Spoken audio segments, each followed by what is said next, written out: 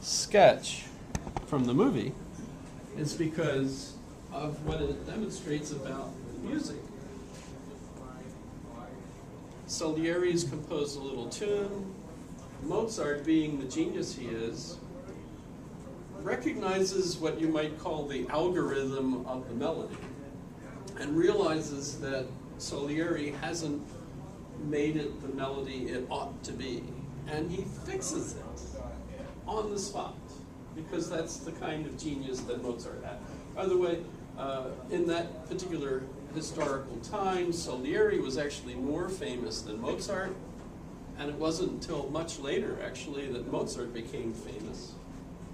And that's actually predicted in the movie, if you ever get to see it, because Salieri realizes that Mozart is a genius and that his music is way better than his, even though he's very popular at the time.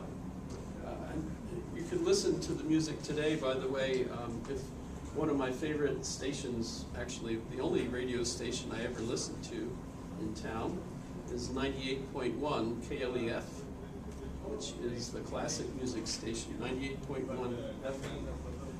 And they frequently play Salieri's music on the station. They play Mozart, of course, lots of classical music. Some music that I'm not sure you would really even call classical, but still, that's what they play, right?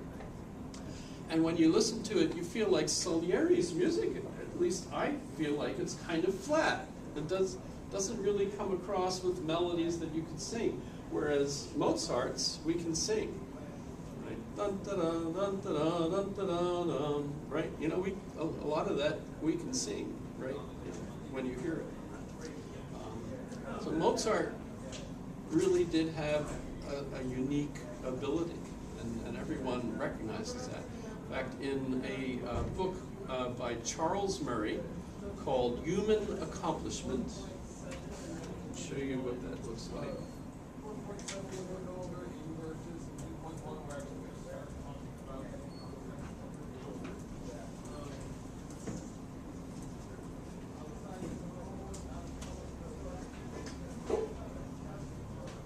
Would you rather see the Wikipedia article on it or the Amazon?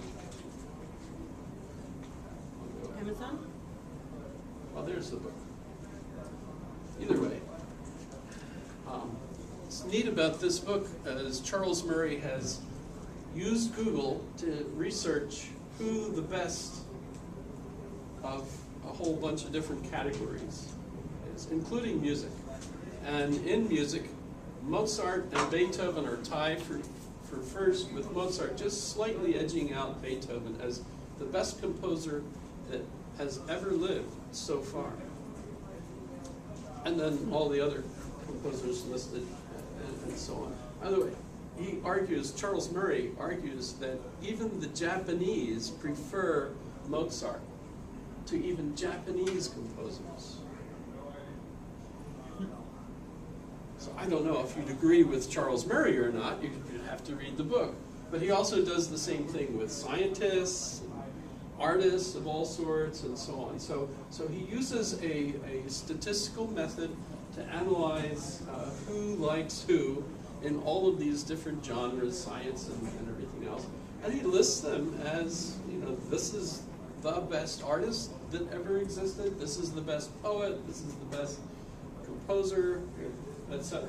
Right? So if you're curious about that. But now, normally, of course, when we say that someone has a preference for music, so I imagine everybody here has a preference, although if I asked you what's your favorite music, you probably wouldn't be able to just say what music, right? Would you?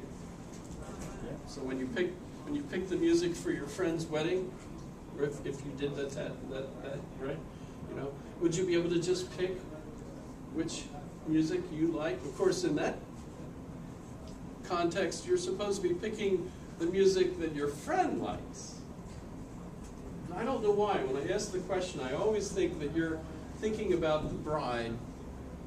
Your friend is the bride. It's the bride who gets to pick the music, right? It's not the bridegroom, right? He's just glad as heck he's there, right?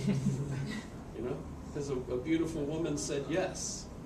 And so he's going to let her decide everything from now on, right? Right? Yeah. Including the music at the wedding, right? She gets to pick, right? But in any case, you're supposed to be picking her favorite music. So now that requires your friendship to know something about what kind of music she likes, etc. But it also requires you to know what kind of logical sense the various kinds of music that you're selecting has for the particular part in the ritual, right? You know, so a march where the bride is marching down the aisle, right? You want something that she can march to that isn't going to be so incredibly dramatic that people are going to pay more attention to the music than to her, right? You know, because you want her to be coming down the aisle and all eyes are on her, not even aware that the music is playing, but of course it is, and it's really setting the mood, right? So you know, there's a logic to the right music for that. You're not going to have, you know, the Stairway to Heaven, you know, for your music for that, right? You know, that would just be wrong, right? You know, you don't want to, you know, an acid trip, you know, required for people to appreciate the bride walking down the aisle, right? You know, that's, you know. Pour some sugar on me. You know, and if you know, you're really mean and you want to let the bridegroom know what's he's in for, you could have bom bom bom bom bom bom bom. Sorry, I don't have any talent, so I don't know if you recognize Darth Vader's theme or whatever, but. So there's logic in music, in the way it's written, in the way it competes. I would argue that what holds this book together with regard to certain things is that logic, in a sense, rules the universe. And the more logical it is, the more successful it's going to be. Provided it takes into account the various contexts in which it's being affected, right?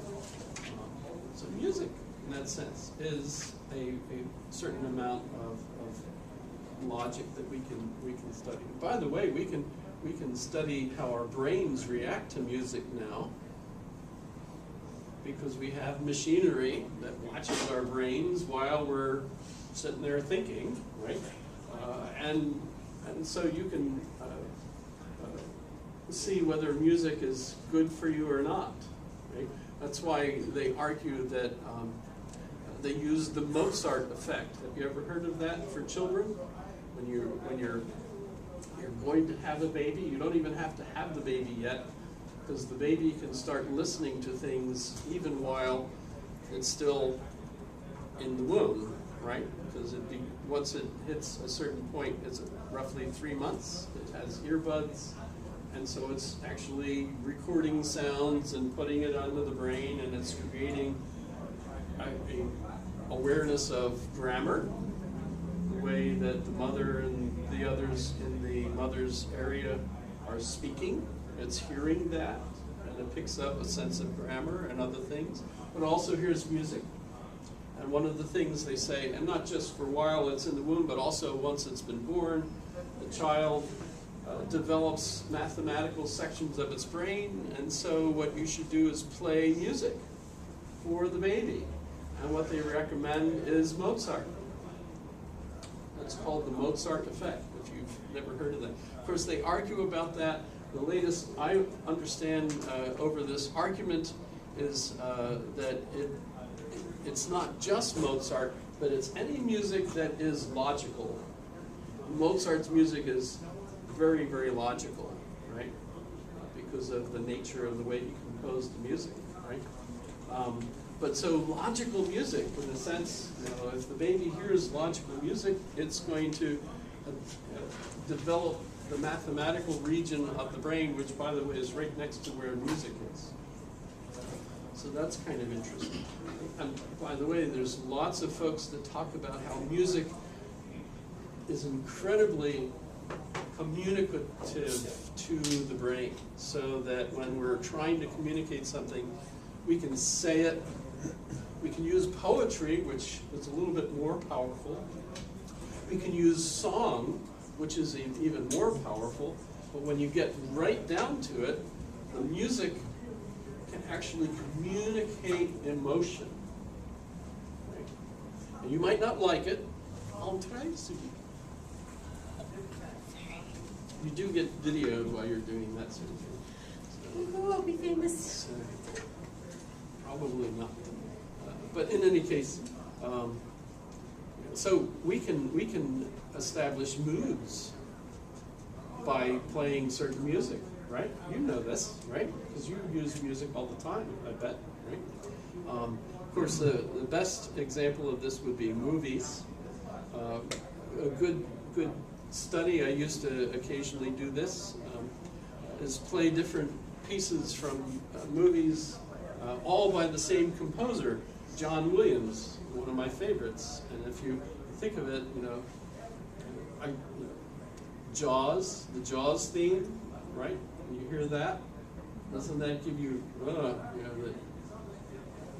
gives you the EBGBs or whatever you want to call it, right? You feel like, this, I'm going to be eaten any minute, right? It's always going to come up from behind or below you, and you can't see it. And the jaws are, bigger than you are, etc. Right? That comes with the music, right? But he also, of course, has the Darth Vader, music, and there's all sorts of. One of the saddest musics I think you can think of is the music from violin piece from the movie about the Holocaust. I can't think of the name of it. Schindler's List. Schindler's List, right?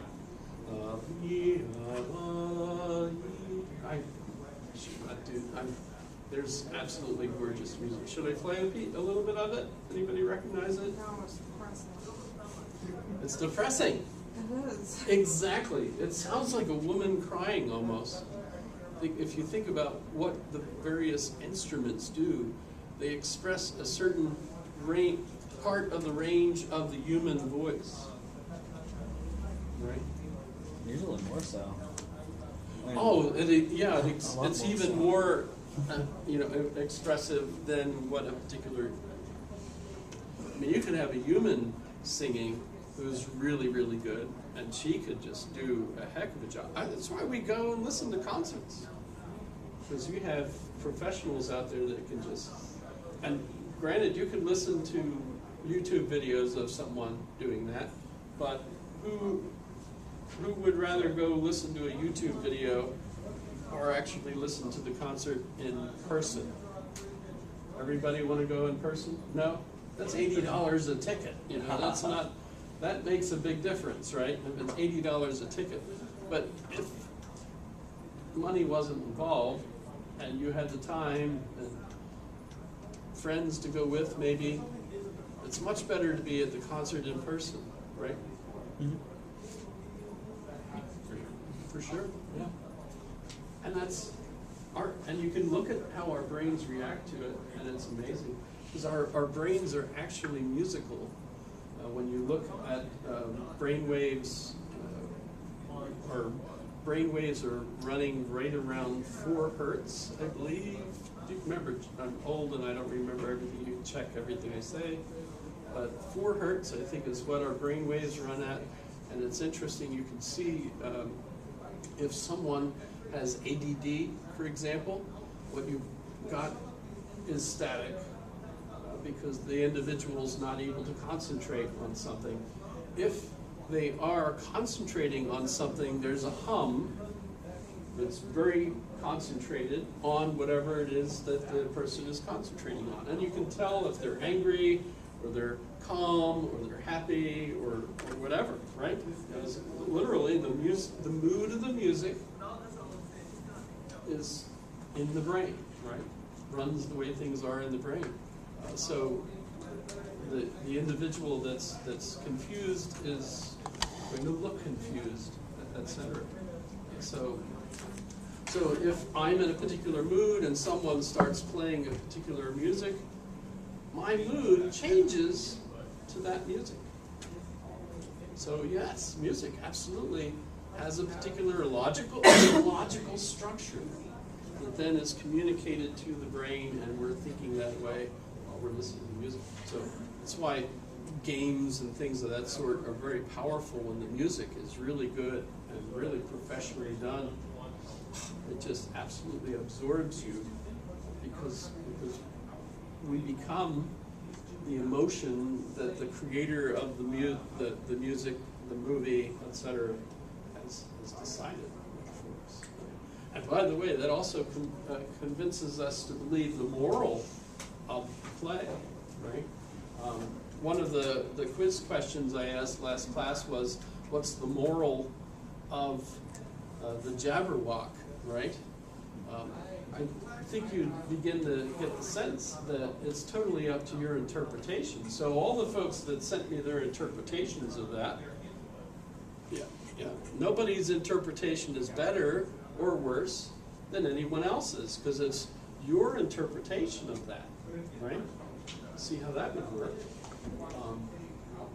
Would you say that there'd be an unsound interpretation, though? For instance, if somebody were to say that the moral of the Jabberwock was that Frito-Lay's chips are the best ones ever, because there's no logic directly leading to it, you could say that that's an unsound interpretation, I guess you could say. Maybe it's not better, but... That's what Doug Hofstadter would call a Zugism or something in his book, what's the name of that book? But yeah, it's like, whoa, I don't see the connection, right? But the thing is, if it made a connection to you, you're thinking about a particular context where it does make sense. I would assume, right? Unless you're deliberately creating a situation where it doesn't make sense. Right. But you might have done that on purpose, because by doing that, you created a joke. True. Right? And I mean, that's what a lot of jokes are, right? Is that we're wait a minute, Understand. Why do little baby ducks walk softly? Oh, because little baby ducks can't walk hardly. Right? Oh, no, that's wrong. Why did you do that to my brain? That's bad. Shoot him, for telling jokes like that. Because wait a minute, that's a fallacy. That doesn't connect. So, coming up with the music for a friend's wedding, that's a very complex question. But there's no right answer. Because this part of the book, there are no right answers. Because it's all your intuitive interpretation of things. And now, your question is really good, because if I think about the Mozart piece, I say Mozart made it better. At the same time, officially, our culture, academically, says that there is no best interpretation, which irritates the heck out of a lot of people, right? Because that's essentially the theory of relativity applied to truth, right? And an awful lot of people, I think, and for good reason, feel like truth is truth. God darn it. Oh, wait a minute, I didn't want to say that. Dang nabbit. There you go, that's better. Sorry. Truth is true, isn't it? Yes. But what if it's up to everybody's interpretation? Whoa, then there is no truth, right? And everybody knows in our culture we argue over this constantly, because if you get a certain amount of education, famously you end up feeling like there is no truth. And then everybody that believes there is a truth thinks you're wrong, right? I would argue, by the way, if you get a little bit more education, you realize there are truths within particular contexts. And it has to be within a context. So I would argue that all truth is truth within a context of meaning. Right? You're looking at a particular system. Within that system, if you understand what's going on in that system, absolutely there are truths. And we call them axioms, right? Undoubtables, right? Zero is a number. If you can disagree with it, but if you do, you can't do math. And And math is actually kind of important, right? So if you want to be able to use mathematics, you have to accept that 0 is a number. You might not even agree that 0 exists. There are lots of people that don't, so you might want to argue that 0 is not a number, it's not anything. But actually 0 plus 1 equals 1, 0 plus 2 equals 2, etc. So there's reasons why you have to believe that. In fact, those are called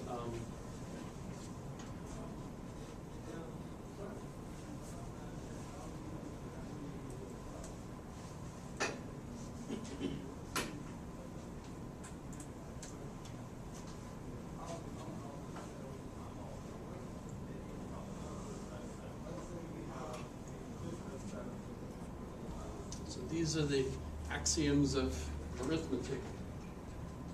0 is a number, or natural number, for every natural number, and then it gets more complex, sorry about that, but basically that's just adding 1, 1, 1, etc. And there's symmetric, transitive, etc.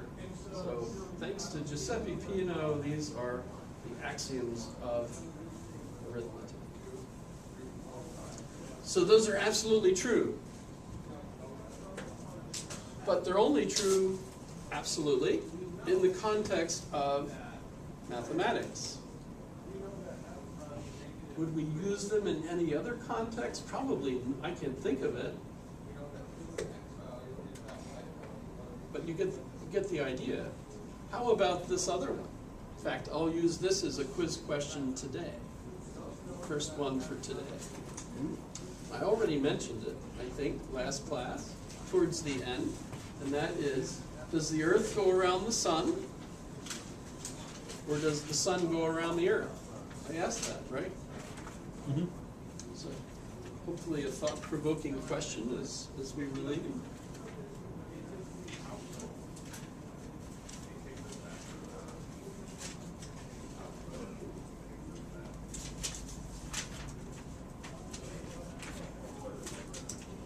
How many roots do you want for that? It's up to you.